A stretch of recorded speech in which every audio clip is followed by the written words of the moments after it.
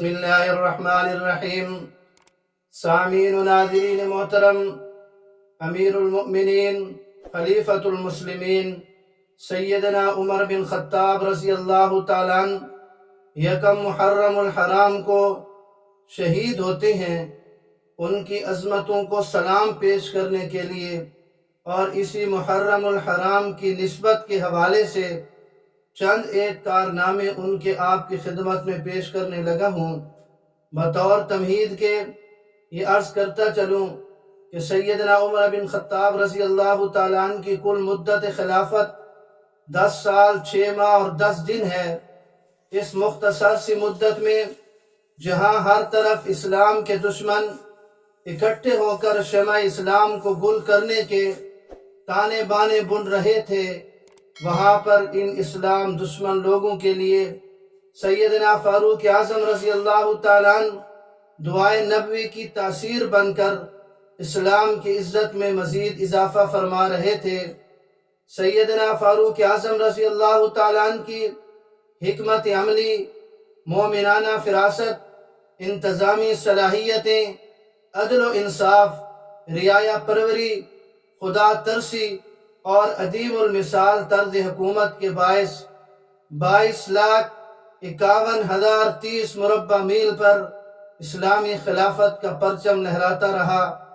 سیدنا فاروق اعظم رضی اللہ تعالیٰ عنہ کے نمایاں کارناموں میں ایک کارنامہ یہ ہے کہ سیدنا فاروق اعظم رضی اللہ تعالیٰ عنہ نے سیدنا صدیق اکبر رضی اللہ تعالیٰ عنہ کی توجہ جمع اور ترتیب قرآن کی طرف کرائی، جس کی بدولت قرآن کریم کو ترتیب سے جمع کیا گیا۔ سیدنا فاروق اعظم رضی اللہ تعالیٰ عنہ کا یہ بھی کارنامہ ہے کہ مفتوحہ ممالک میں قرآن کریم کی تعلیم کے لیے مکاتب اور مدارس کو قائم کیا۔ اسی طرح سیدنا فاروق اعظم رضی اللہ تعالیٰ عنہ کے نمایاں کارناموں میں یہ کارنامہ بھی ہے کہ قاری صاحبان اور ائمہ مساجد کی تنخواہیں مقرر فرمائیں۔ اسی طرح سیدنا فاروق اعظم رضی اللہ تعالیٰ عنہ نے اسلامی سال کا آغاز ہجرت نبوی سے شروع فرمایا اور اس کی ابتدا محرم سے فرمائی۔ مسجد حرام اور مسجد نبوی کی توسیع میں اگر کسی نے کردار ادا کیا ہے، کسی نے کوشش کی ہے اور اس پر کام کیا ہے، تو وہ سیدنا فاروق اعظم رضی اللہ تعالیٰ عنہ کی ذات ہے۔ عرب و عجم کے سنگم پر شہر کوفہ کو آباد کرنے والے سیدنا فاروق اعظم رضی اللہ تعالیٰ عنہ ہیں۔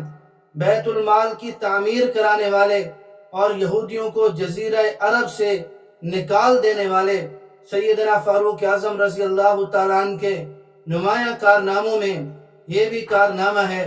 اسی طرح سیدنا فاروق اعظم رضی اللہ تعالیٰ عنہ نے دریائے نیل کے نام ایک خط جاری فرمایا تھا۔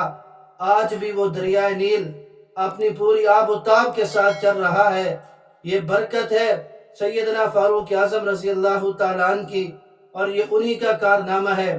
کیسر و کسریٰ جیسی سپر پاور طاقتوں کے غرور کو خاک میں ملانے والی اگر کوئی شخصیت تاریخ اسلام میں گزری ہے تو وہ سیدنا فاروق اعظم رضی اللہ تعالیٰ عنہ کی ذات گرامی ہے۔ اسی طرح سیدنا فاروق اعظم رضی اللہ تعالیٰ عنہ کے نمایاں کارناموں میں ایک کارنامہ یہ ہے کہ 900 جامع مساجد اور 4000 عام مساجد تعمیر فرمائیں۔ عظمتوں کے حوالے سے سیدنا فاروق اعظم رضی اللہ تعالیٰ عنہ کو ان کی عظمت کو سلام پیش کرنے کے لیے یہ چند ایک کارنامے آپ کی خدمت میں پیش کر دیے۔ اللہ رب العزت سیدنا فاروق اعظم رضی اللہ تعالیٰ عنہ کی عظمت سمجھنے کی ہمیں توفیق نصیب فرمائے۔